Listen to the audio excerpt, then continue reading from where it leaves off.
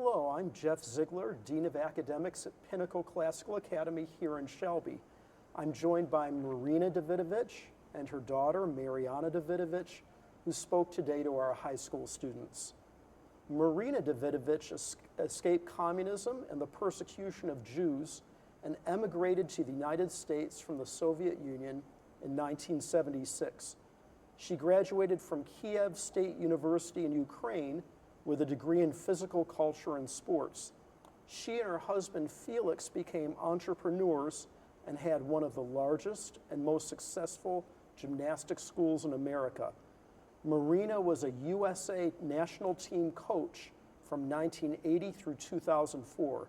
She represented the US at 3 world championships, 2 Olympic Games, and numerous international rhythmic gymnastics competitions. Marianna Davidovich, her daughter, is an educational entrepreneur and author and has written extensively on school choice with a focus on classical liberalism, the philosophies surrounding the American founding, and the strategic expansion of a competitive marketplace of education in the United States. She has been published in the American Spectator, the Foundation for Economic Education, and the Educational Freedom Institute, and her new book, The Buried Stories of Communism and Socialism, an historical primer and contemporary analysis, recently launched on Amazon. Marianna served as a Russian instructor for U.S. Air Force Intelligence and holds degrees in Communications Applications Technology, Russian Studies, and an MBA in Entrepreneurship. Thank you both so much for joining us today. Today you spoke to students in grades 10, 11, and 12 at Pinnacle Classical Academy. What is your impression of our students and of our school? First of all, thank you so much for having me. It is a pleasure and an honor. I enjoyed the whole site of it, how clean, how well organized it is, no clutter, just to the point.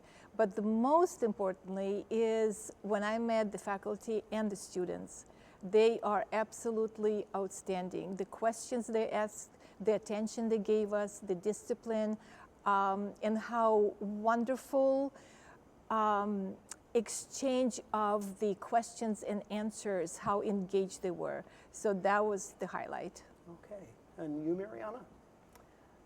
Yes, also thank you so much for having my mom and I here. The kids are amazing. You know, I've been here before and I love being part of this school and serving on the advisory board.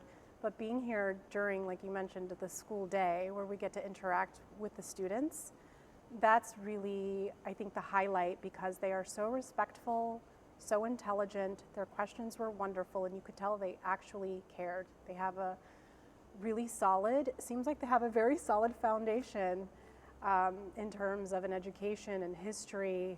So because of their knowledge base, they seemed really engaged and truly interested in what we had to share.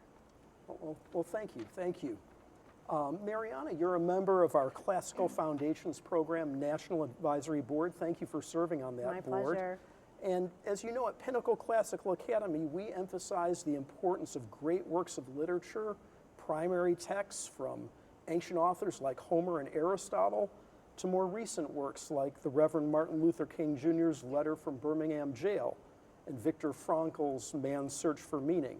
And we also require our high school students to take classes in Latin, logic, and rhetoric. In your judgment, how can an education like this, a classical education that emphasizes great works of literature and primary texts, how can that sort of education help prepare students for college, the workplace, and citizenship? That's a great question. I think most students today that graduate from public schools really are not prepared for the real world. They don't have a good foundational understanding of the world, let alone the country. So I think one of the things a classical education does, it prepares a student by empowering them with the knowledge of history, right? So in order to understand the relevancy of what's being taught in a school, so they're not just taught to memorize and regurgitate, they're actually taught with purpose. I think that's what a classical education does for a student.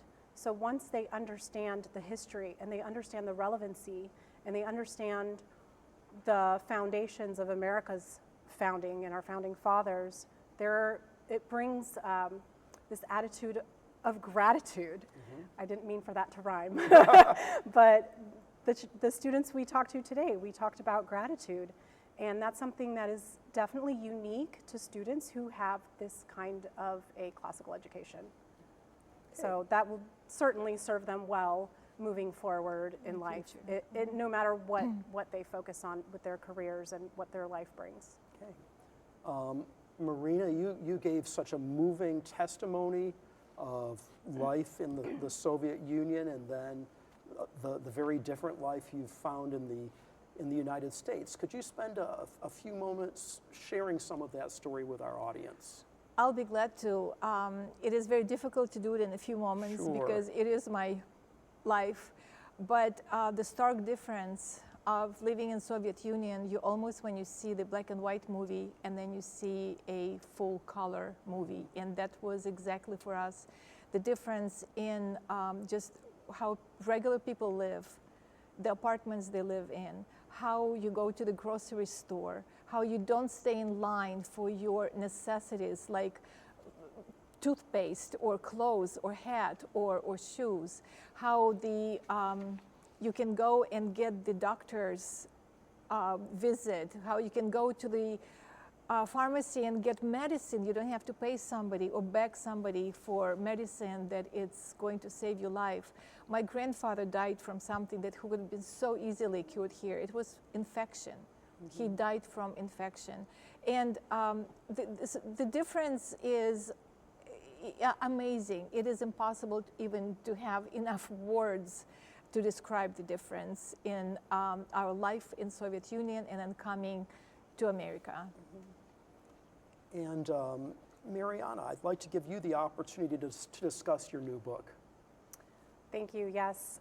This is really a culmination of everything that I've been through in our family, what I know about the difficulties of totalitarian regimes and the atrocious history where over 100 million, estimates now closer to 200 million, human lives were taken, and it was unnecessary. This was not a time of war.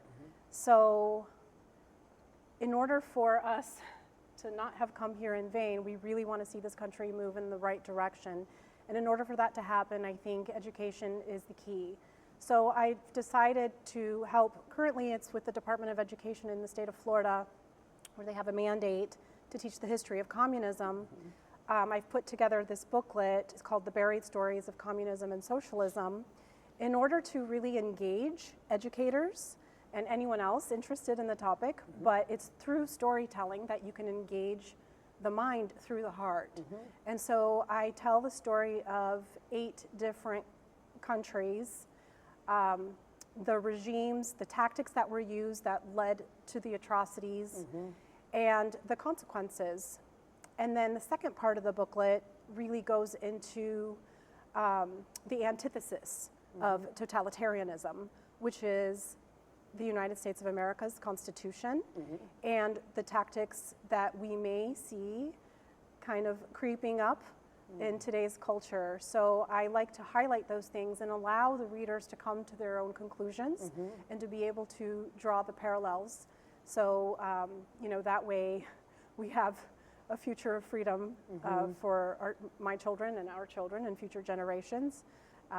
As was said famously, here is your republic if you can keep it, so let's keep it. So I think this is a booklet that will be really beneficial. It already has been for many educators in the state of Florida and then hopefully throughout the country. Okay. And the title again is The Buried Stories of Communism and Socialism, available on Amazon. Yes. Was there something you wanted to read from the book? Yes. So I have a conclusion that I would love to share, if I may. It is only through a comprehensive education in history, a profound grasp of the ethical foundations of liberty and free enterprise, and a deep understanding of America's founding principles that we can empower individuals with the wisdom needed to make enlightened choices in pursuit of human achievement and prosperity. This opportunity for freedom is the very beacon that inspires millions to aspire to immigrate to the United States of America, just like we did. Okay.